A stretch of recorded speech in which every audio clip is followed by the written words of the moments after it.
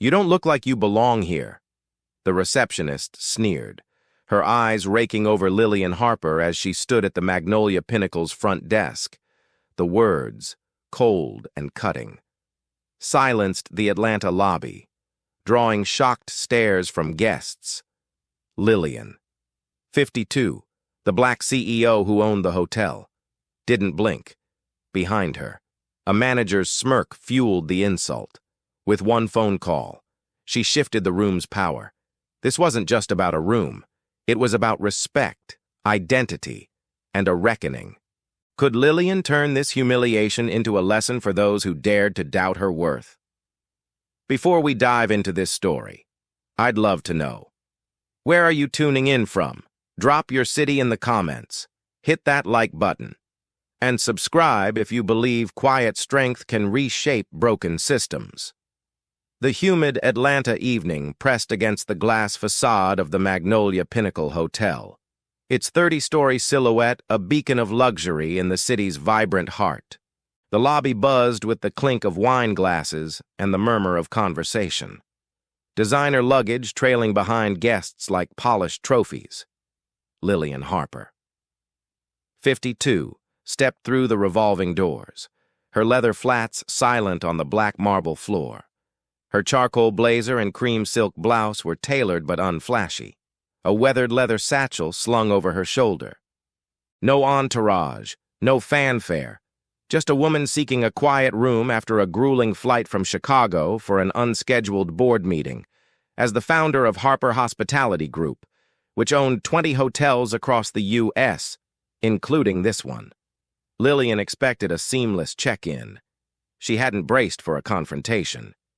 At the front desk, Tara Mitchell, 22, tapped acrylic nails against the keyboard, her name tag slightly askew.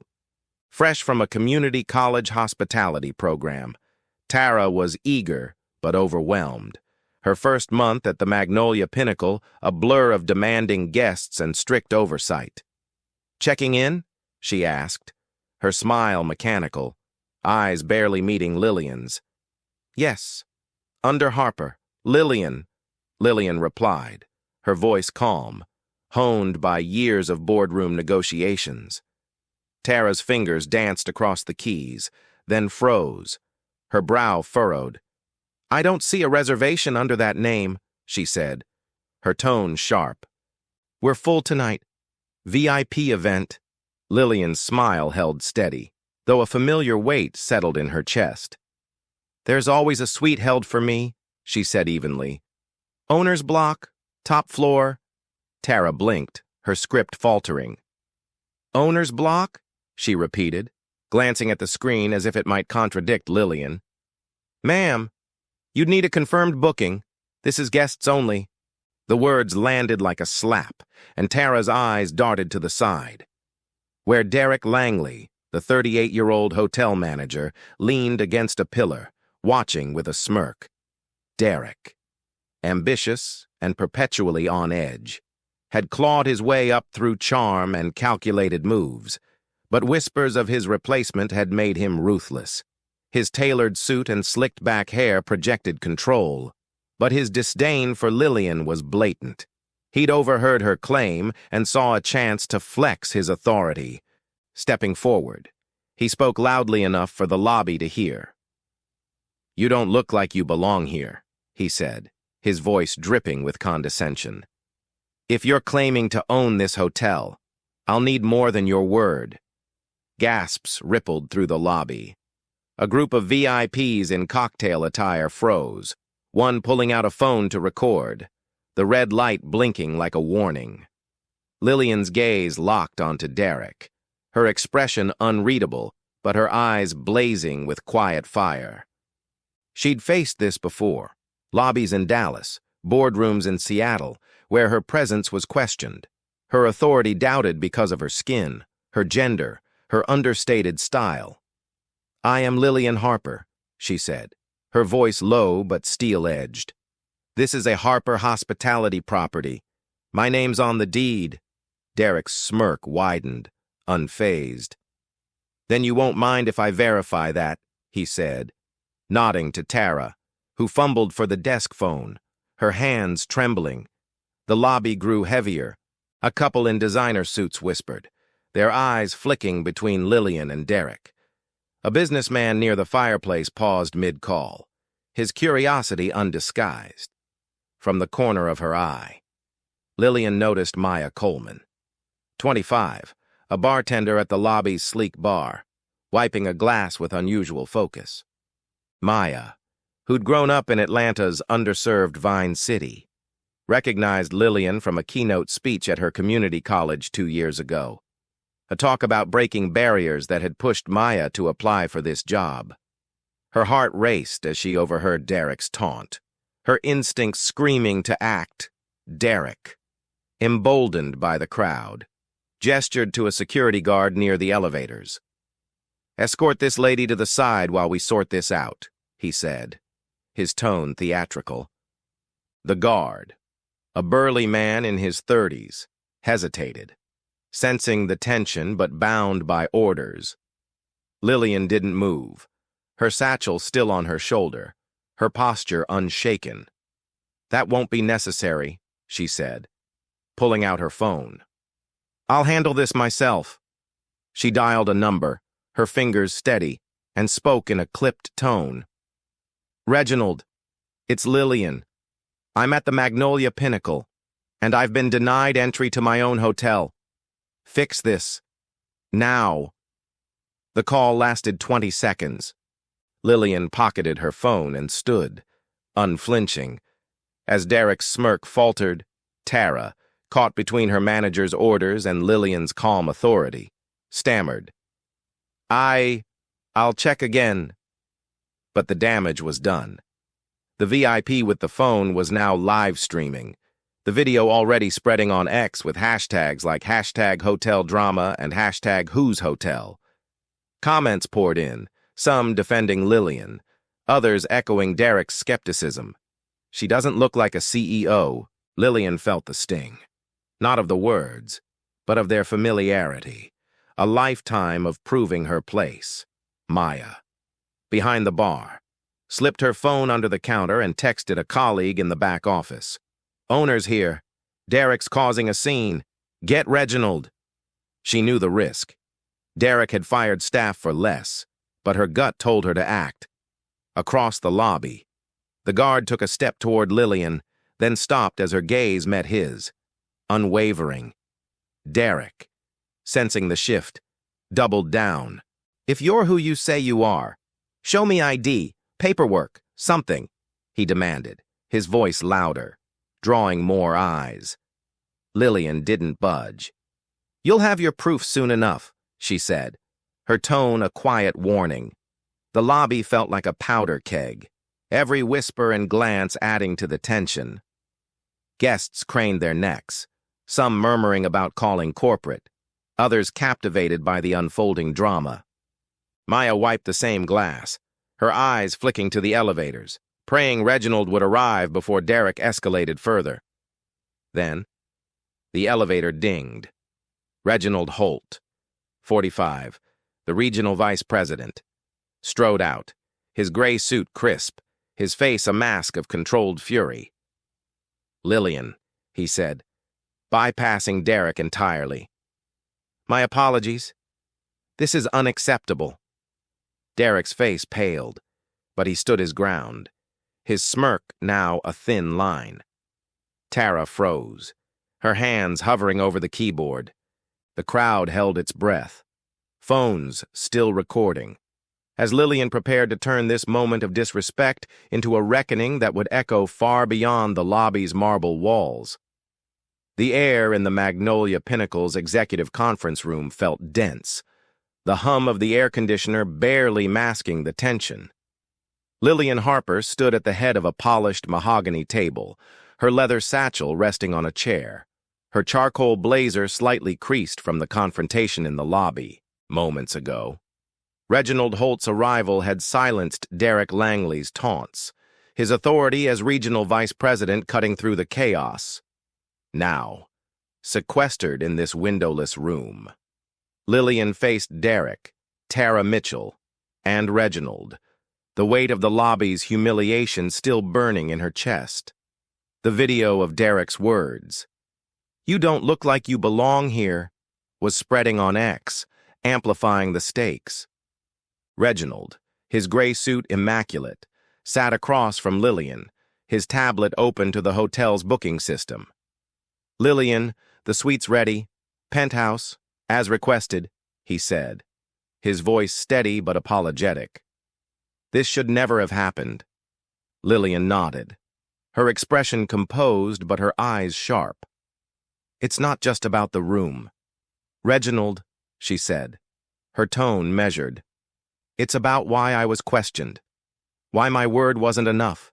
She glanced at Derek, who slouched in his chair, his smirk gone, replaced by a thin veneer of defiance.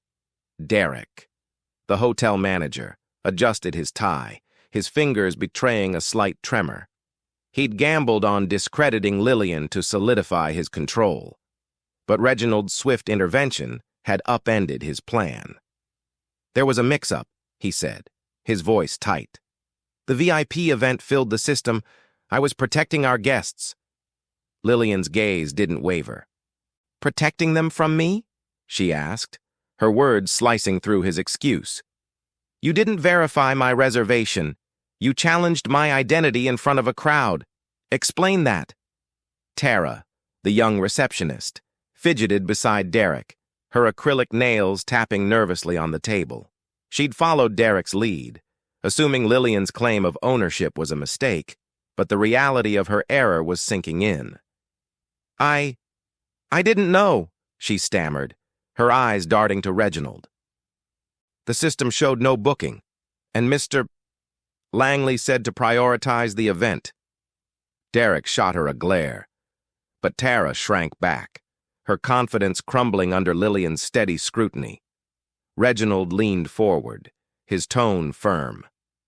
"Derek, you were informed of the owner's block protocol. Every Harper property reserves a suite for Lillian. No exceptions." Derek's jaw tightened, but he didn't respond.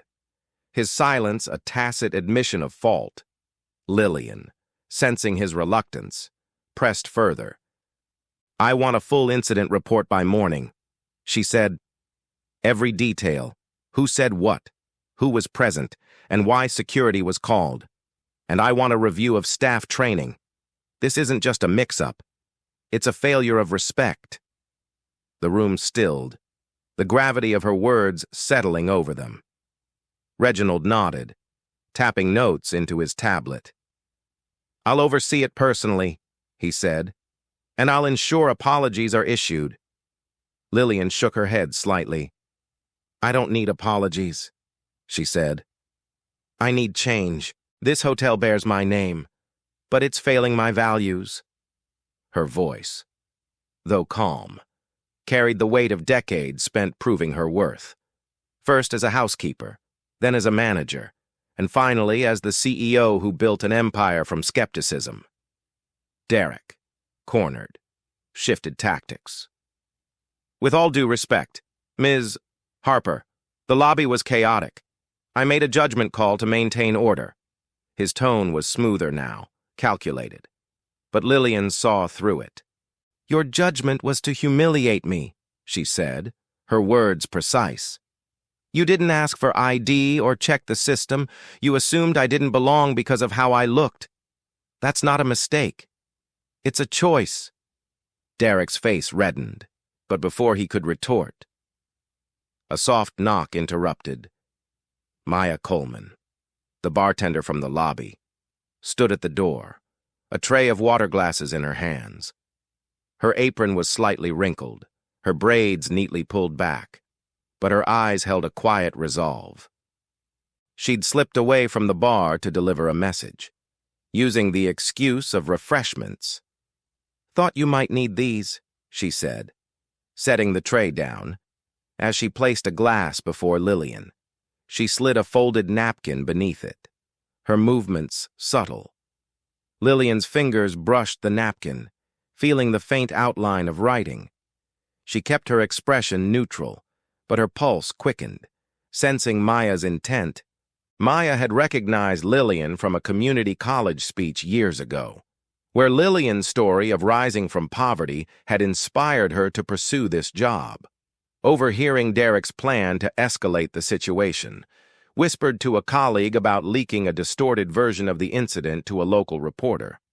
Maya had acted. The napkin held a warning. Derek's calling media.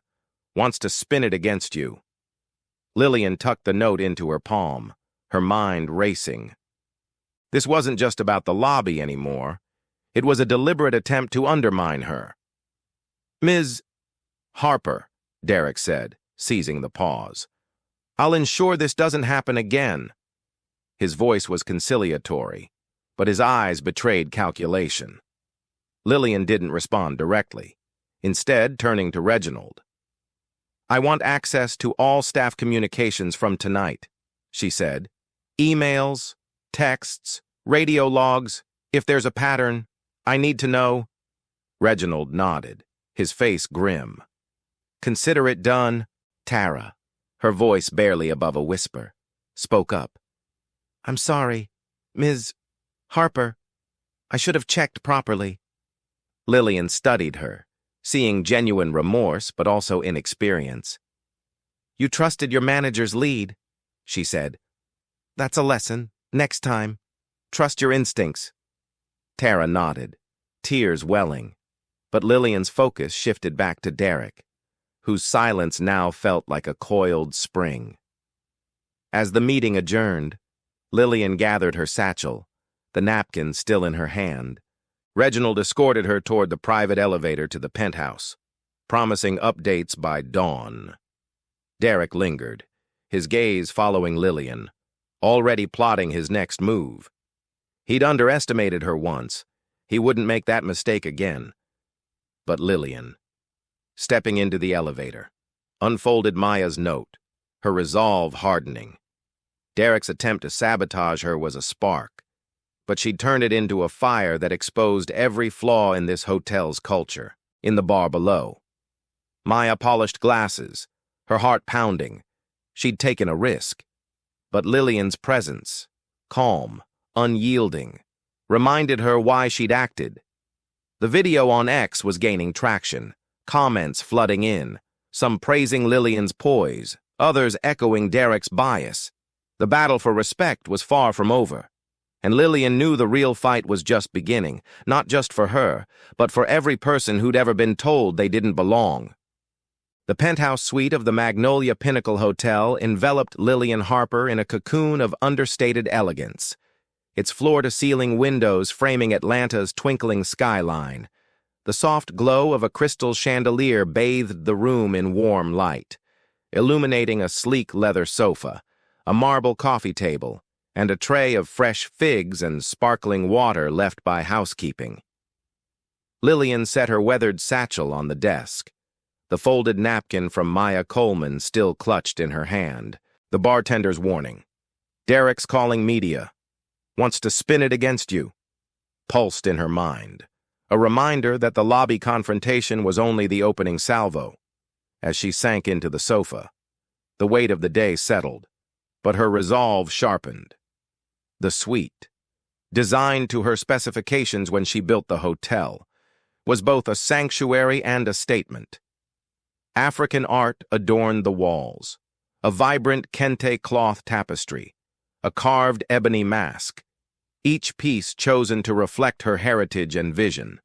Yet, tonight, the space felt less like a refuge and more like a war room.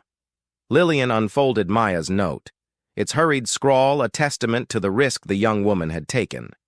Derek Langley's plan to leak a distorted narrative to the press was a calculated move, one that could tarnish her reputation and destabilize Harper Hospitality Group.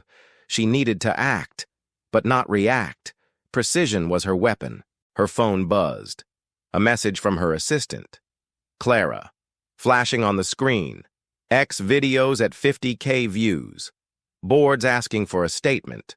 "Want me to draft one?" Lillian hesitated. The clip of Derek's taunt. "You don't look like you belong here." had ignited a firestorm online, with comments ranging from outrage to cruel speculation about her legitimacy.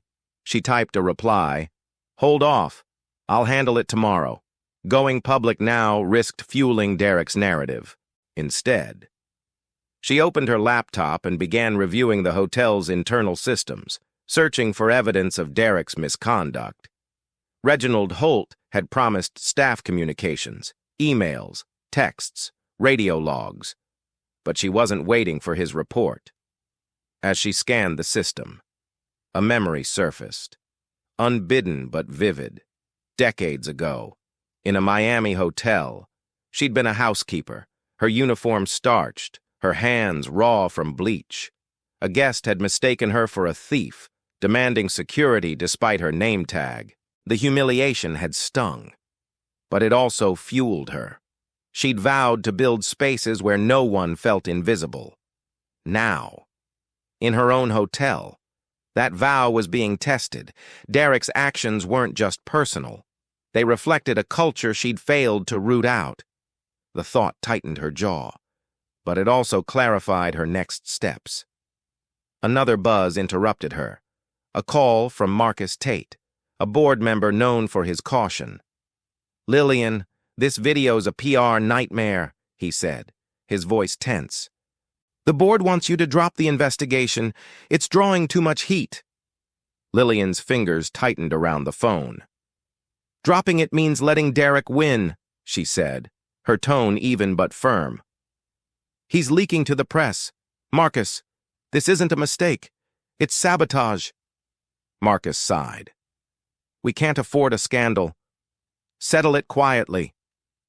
Lillian ended the call without committing, her mind racing.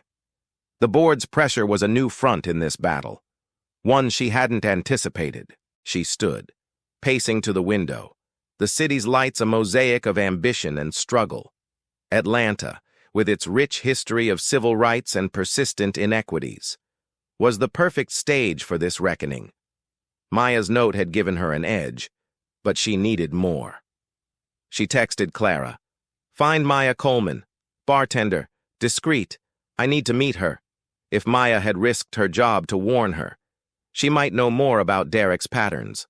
Lillian's instinct, honed by years of navigating hostile rooms, told her the young woman was key. A soft knock broke her thoughts. A room service attendant delivered a silver tray, espresso, a sliced peach, a handwritten card from the kitchen manager apologizing for the oversight. Lillian thanked him, but her eyes lingered on the card, its rushed script a sign of panic rippling through the staff. She sipped the espresso, its bitterness grounding her, and opened X on her laptop. The video's comments were a battlefield. She handled it like a queen, clashed with probably a publicity stunt. One user, with a suspiciously new account, posted, "Heard she's firing staff to look tough." Lillian's gut twisted. Derek's handiwork, already taking shape. She began drafting a plan, her fingers flying across a notepad. First, confirm Maya's intel. Second, audit Derek's communications for proof of sabotage. Third, overhaul staff training to prioritize respect, not just protocol. But a new thought emerged. She'd visit other Harper properties, unannounced, to test their culture. If Magnolia Pinnacle was failing, others might be too. The idea felt radical but necessary, a way to ensure her legacy wasn't just buildings, but values. Another memory surfaced, her first hotel pitch, age 30, to a bank in Charlotte. The loan officer, unimpressed by her second-hand suit, had scoffed. "You're not cut out for this." She'd proved him wrong, but the scars of doubt lingered. Tonight. Derek's words had reopened those wounds, not because they surprised her, but because they echoed a world that still measured worth by appearance. She pushed the thought aside, focusing on the notepad. This wasn't about her pain. It was about accountability. Her phone pinged. Clara's reply, "Maya's on shift till 1 a.m. Can meet at bar. Side entrance. Careful. Derek's watching staff." Lillian glanced at the clock. 11:45 p.m. She slipped on her blazer, tucked the napkin into her pocket, and headed for the private elevator. The bar, tucked off the lobby, was her best chance to meet Maya without drawing Derek's attention. But as the elevator descended, a new message flashed from an unknown number. Check your email. You'll regret this. The anonymity screamed Derek. A desperate escalation. Lillian stepped into the corridor, the carpet muffling her steps, her heart steady despite the threat. The bar's dim lights and jazz hum awaited, along with Maya, whose courage had lit a spark.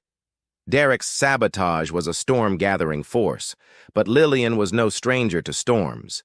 She'd built an empire through worse, and tonight, she'd lay the foundation to dismantle the biases that dared to challenge her presence. The fight for respect, for herself and others, was far from over.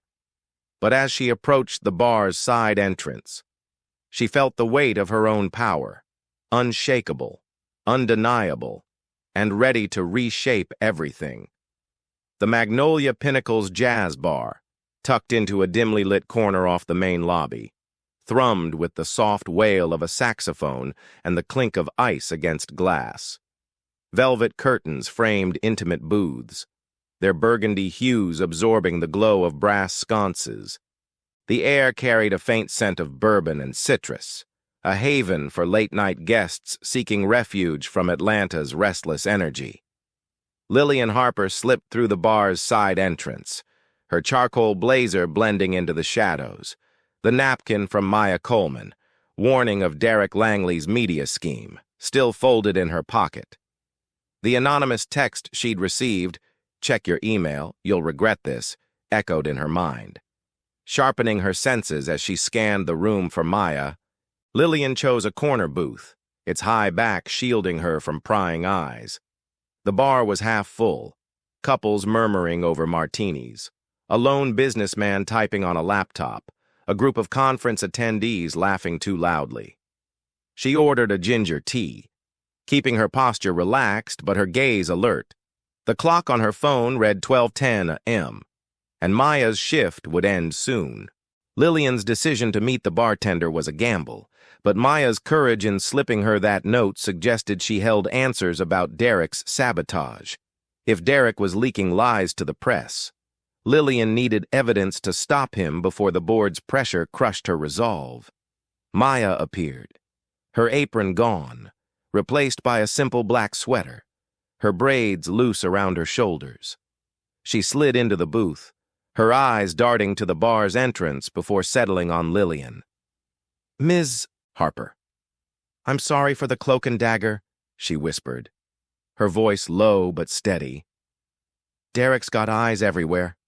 I heard him on the phone after the meeting, talking to some reporter, said you're bullying staff to look powerful." Lillian's jaw tightened, but she nodded, urging Maya to continue. "He's done this before," Maya added. "Last year, a black guest complained about rude service. Derek spun it to make her look unreasonable.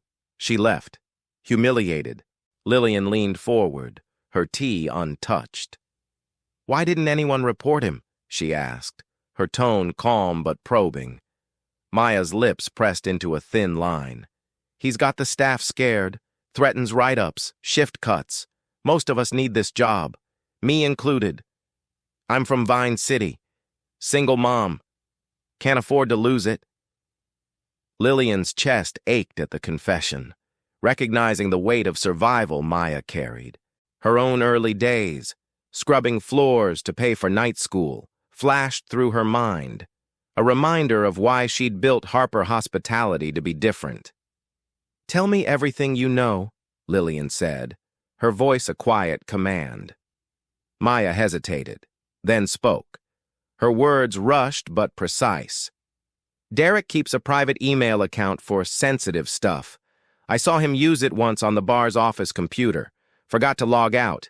He's been emailing someone at the Atlanta Chronicle, feeding them dirt. I don't know the password, but the account's linked to his phone." Lillian's mind raced, piecing together a plan, If she could access Derek's emails, she'd have proof of his sabotage, enough to silence him and force the board to back her investigation. Before she could respond, her phone buzzed, a new email, flagged urgent. The subject line read, "Resign or this goes public." Attached was a draft article from the Chronicle, accusing Lillian of abusing power and targeting employees to deflect from mismanagement. The byline was anonymous, but the tone reeked of Derek's manipulation. Lillian showed the email to Maya, whose eyes widened. "That's him," Maya whispered. "He's moving fast." Lillian's pulse quickened, but her face remained a mask of control. "He's desperate," she said. "That's his mistake." The bar's music shifted to a slower tune, the saxophone's mournful notes mirroring the stakes. Lillian typed a quick message to Clara, her assistant. "Trace this email. Check Chronicle contacts. Discreet." She turned back to Maya. "Can you get me into the bar's office?" she asked. Maya's breath caught, but she nodded. "It's risky. Derek's probably still in the building, and cameras are everywhere." Lillian's eyes softened, acknowledging the danger. "You don't have to do this. Maya, you've already done enough." Maya shook her head, her resolve firm. "You stood up to him. I'm tired of hiding." They devised a plan. Maya would distract the night supervisor while Lillian slipped into the office to check the computer. As they stood, a shadow loomed near the bar's entrance. Derek, his suit rumpled, scanning the room. Lillian ducked lower in the booth, her heart pounding. Maya, quick on her feet, grabbed a tray and moved toward the bar, feigning a cleanup task. Derek's gaze lingered, then shifted away, drawn by a guest's complaint. Lillian seized the moment, following Maya's lead to a narrow hallway behind the bar, the faint hum of a dishwasher masking their steps.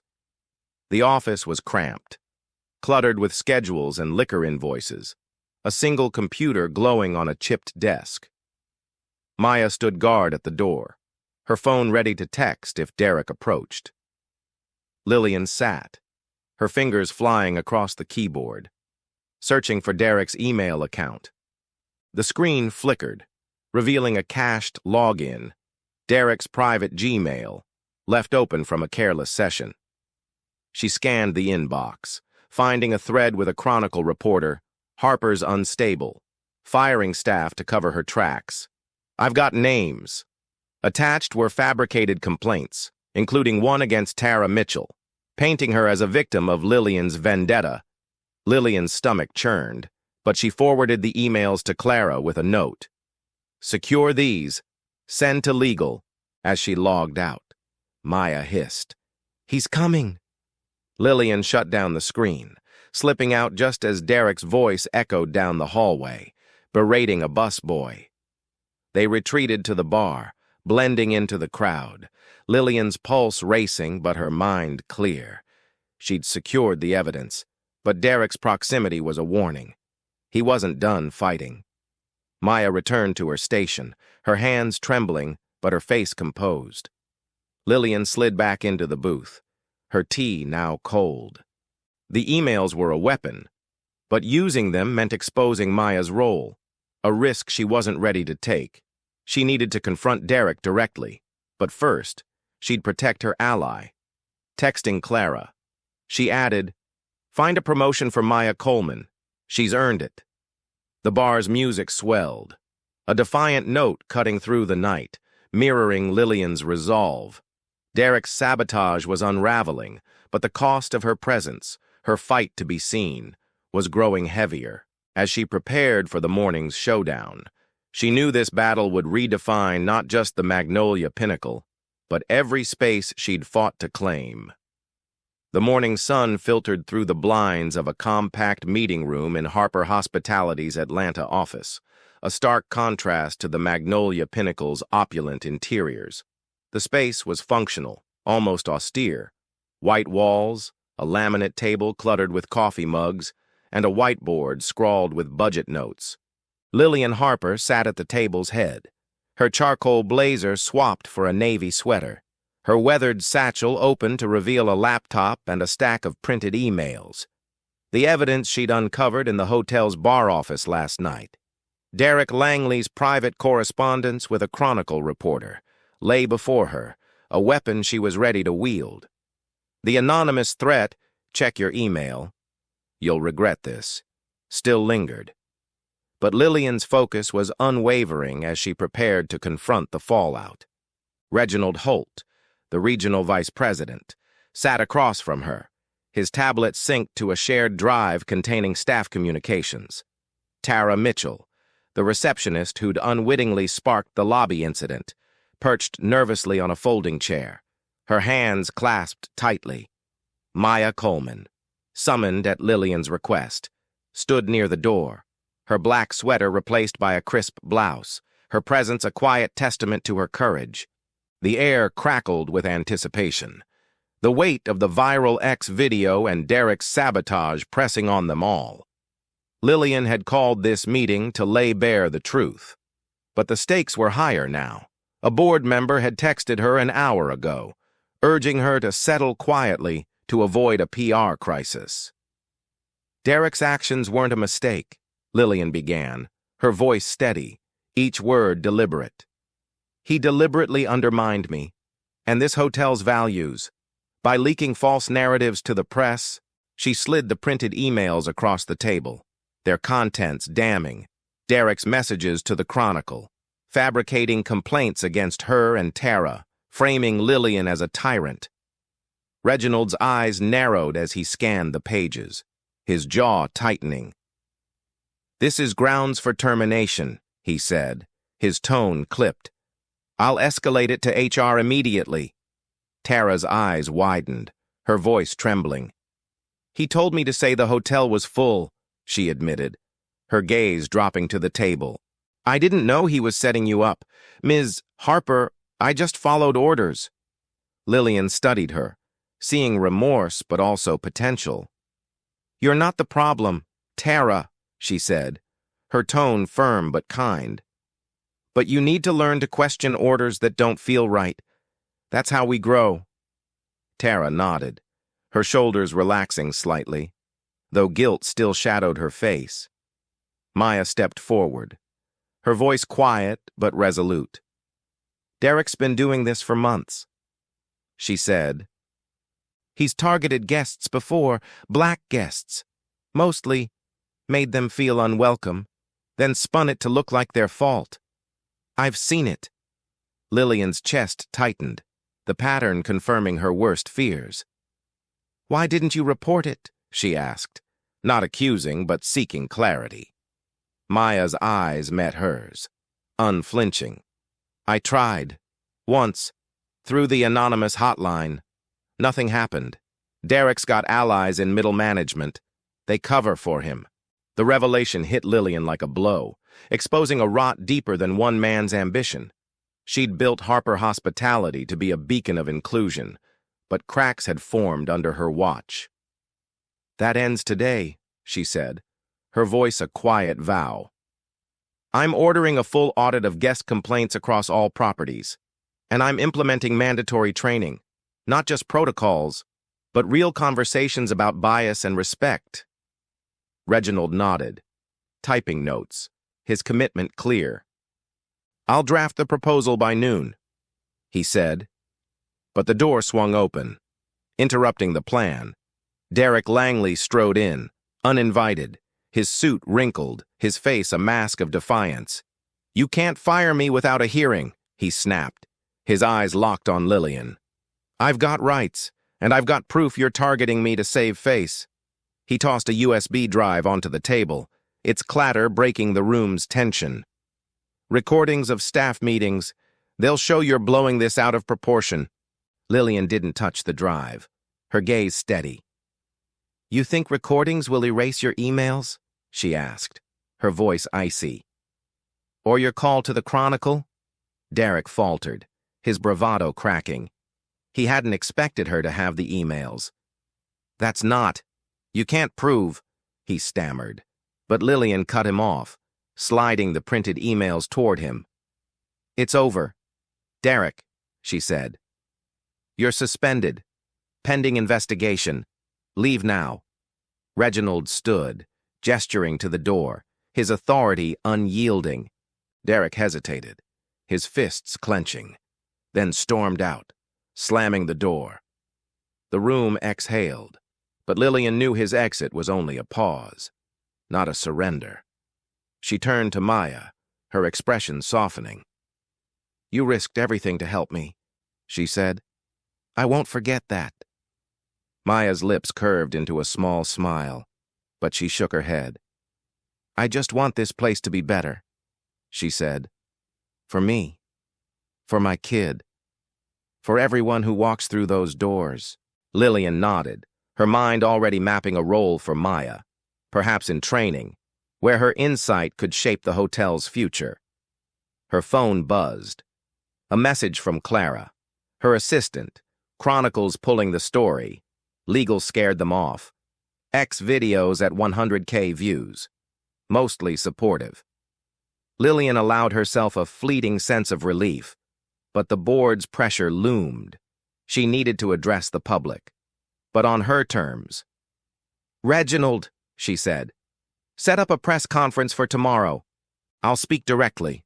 No spin, no filters." He nodded, his respect for her evident. "And Tara," Lillian added, "you're on the training team. Learn from this and help us fix it." Tara's eyes glistened, a mix of gratitude and determination. As the meeting ended, Lillian gathered her satchel, the emails secured inside. She stepped into the office's narrow hallway, its fluorescent lights harsh compared to the bar's warmth. A memory flickered, her first hotel opening. The crowd's applause drowned out by a critic's whisper. "She'll fail in a year." She hadn't. But moments like these reminded her how fragile trust was. Derek's sabotage was a symptom of a larger disease, one she'd root out, starting with this hotel. Outside, Atlanta's morning traffic hummed, a city alive with promise and pain. Lillian's next move was clear: meet the board, present the evidence, and demand their support. But first, she'd visit the hotel's staff lounge, where Maya had suggested a quiet talk with employees could rebuild trust. Derek's shadow still lingered, and the X video's reach meant scrutiny would only grow. Yet Lillian felt a fire kindling, not just to survive this, but to transform it. The cost of her presence was high, but it was forging a path for others, and she'd walk it with every ounce of her strength. The community center in Atlanta's West End hummed with energy, its auditorium packed with folding chairs and vibrant banners proclaiming "Empower Atlanta, building tomorrow."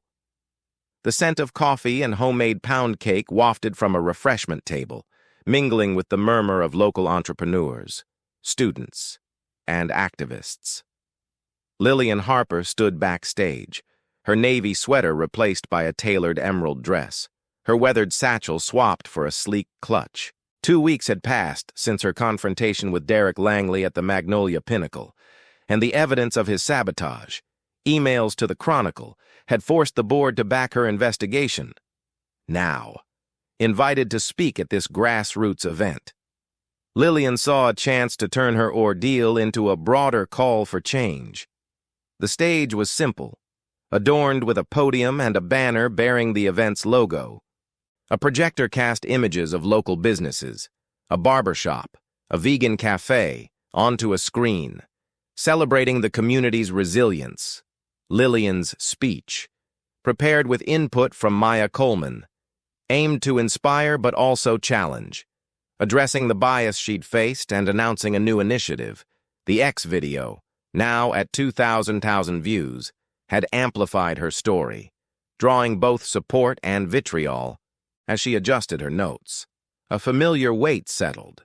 Speaking here meant exposing her vulnerability, but also claiming her power. Maya stood nearby, her blouse crisp, her role as Lillian's liaison to the community center a quiet triumph. She'd shared stories of her own struggles, raising a child in Vine City, fighting for fair shifts at the hotel to help shape Lillian's message. "They're ready for you," Maya whispered, her eyes scanning the crowd. "But heads up, Derek's been spotted nearby, handing out flyers, claims you're censoring free speech." Lillian's lips tightened, but she nodded. Derek's suspension hadn't silenced him. Instead, he'd doubled down, rallying a small group of disgruntled former employees to smear her. The MC, a local poet with a booming voice, introduced Lillian, a trailblazer who built an empire and stood tall when they tried to push her out. Applause erupted, and Lillian stepped into the spotlight, her presence commanding despite the butterflies in her stomach. "Thank you for having me," she began, her voice clear, resonant. "2 weeks ago, I walked into my own hotel and was told I didn't belong. Not because of a booking error, but because of who I am. That moment wasn't just personal. It was a mirror of what too many face every day." The crowd leaned in, some nodding, others whispering. Lillian recounted the lobby incident without naming Derek, focusing on the systemic bias that fueled it. "I've been a housekeeper, a clerk, a CEO," she said. "At every step, I had to prove my worth twice over. But I'm not here to complain. I'm here to change it." She announced the Harper Empowerment Fund, a scholarship and mentorship program for Black and female entrepreneurs in Atlanta. Starting with a $5,000 grant, gasps rippled through the room, followed by cheers. Maya, backstage, beamed, her faith in Lillian validated. But the energy shifted as a commotion stirred at the back. Derek, flanked by 2 supporters, pushed through the crowd, waving flyers. "She's lying!" he shouted, his voice cutting through the applause. "She's firing honest workers to hide her failures," the crowd murmured, some turning to look, others booing. Lillian's heart raced, but she didn't flinch. "Let him speak," she said, her tone calm but firm.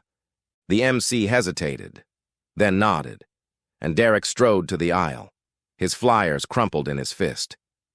"This woman's a fraud," Derek declared, his face flushed. "She's using her power to silence dissent.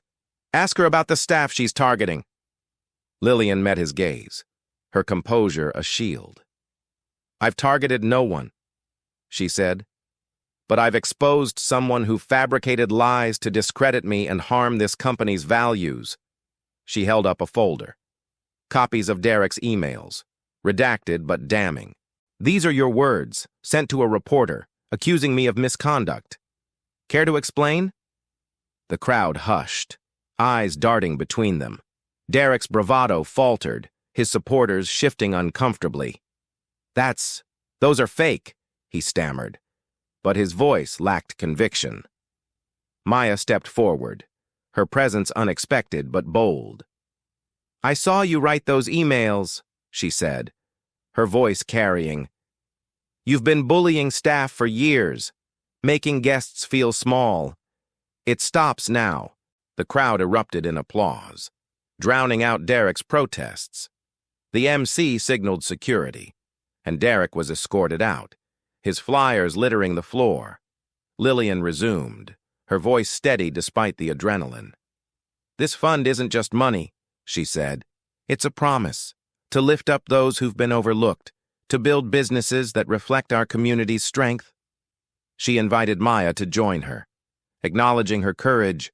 "This woman risked her job to tell the truth," Lillian said, gesturing to Maya, who blushed but stood tall. The crowd cheered again, the energy electric, as the event ended. Lillian mingled, shaking hands with aspiring entrepreneurs, a baker dreaming of a food truck, a coder building an app for local artisans. But a new message from Clara, her assistant, tempered her triumph. Derek's filed a lawsuit, claims wrongful termination, board's nervous. Lillian's jaw clenched, but she pocketed her phone, refusing to let Derek's desperation derail her. She approached Tara Mitchell, who'd attended the event at Maya's urging, her eyes wide with awe. "Join the fund's training program," Lillian told her. "You've got potential, but you need to own it." Tara nodded, her gratitude palpable. A memory surfaced. Her first loan pitch, dismissed by a banker who'd called her overambitious. She'd turned that rejection into fuel. And now, Derek's attacks were no different. The community center's warmth, its voices united in hope, reminded her why she fought, not just for herself, but for those like Maya, Tara, and the faces in this room, as she stepped outside. Atlanta's evening air was thick with possibility, the city's pulse a call to keep pushing.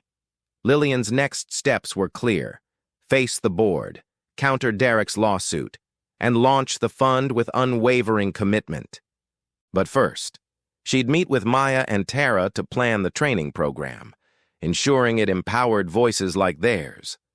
Derek's shadow loomed, but Lillian's vision was brighter, a legacy of inclusion, forged through the cost of her presence, ready to reshape Atlanta and beyond. The low hum of conversation filled Mama's kitchen, a cozy Atlanta diner tucked in a quiet corner of Sweet Auburn, its checkered floors and vinyl booths steeped in the aroma of fried catfish and peach cobbler. Mismatched plates and framed photos of local heroes adorned the walls, a testament to the neighborhood's resilience. Lillian Harper sat in a corner booth, her emerald dress exchanged for a simple linen blouse, her clutch resting beside a glass of sweet tea. 18 months had passed since her confrontation at the Magnolia Pinnacle, and the Harper Empowerment Fund was now a beacon, supporting dozens of Black and female entrepreneurs. Tonight, invited by Maya Coleman, Lillian was here to meet Eleanor Brooks, a longtime hotel housekeeper whose story mirrored her own. The diner's warmth contrasted with the storm Lillian had weathered. Derek Langley's lawsuit, claiming wrongful termination, had collapsed under the weight of his leaked emails, exposed by Lillian's legal team.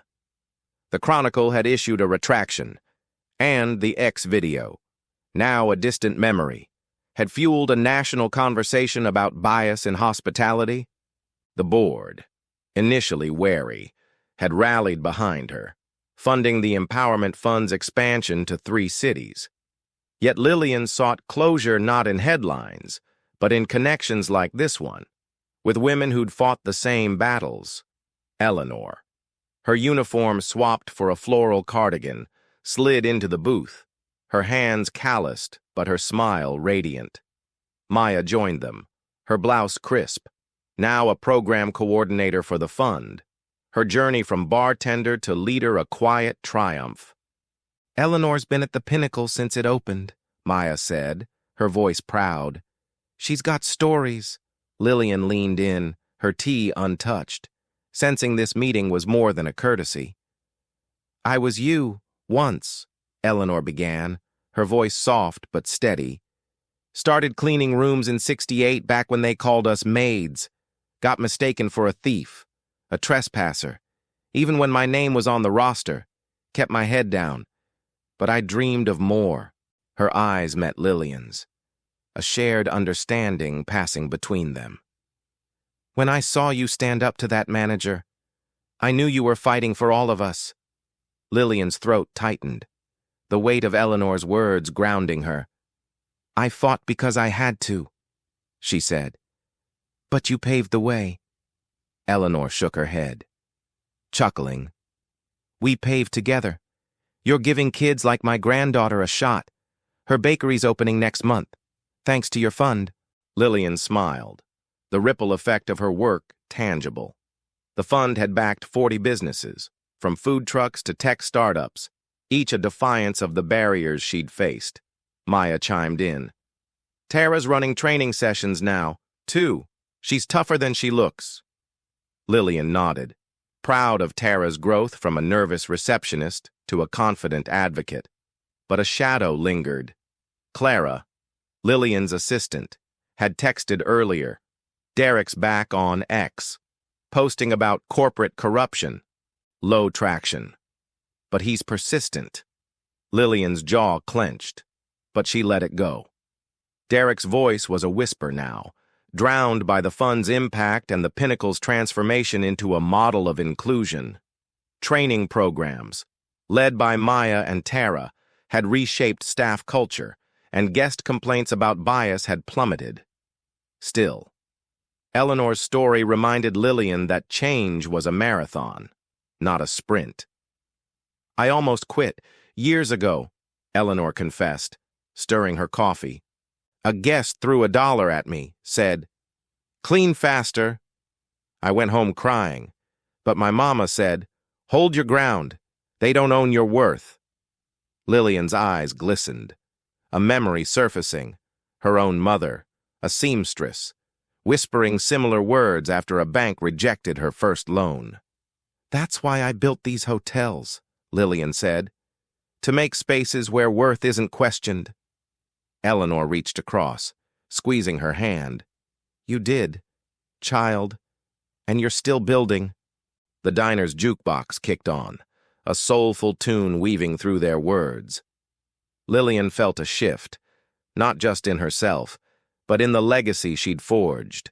The cost of her presence, humiliation, doubt, relentless proof, had birthed something enduring. She looked at Maya, whose courage had sparked this journey, and Eleanor, whose resilience anchored it. "Join us," Lillian told Eleanor. "Mentor our scholars.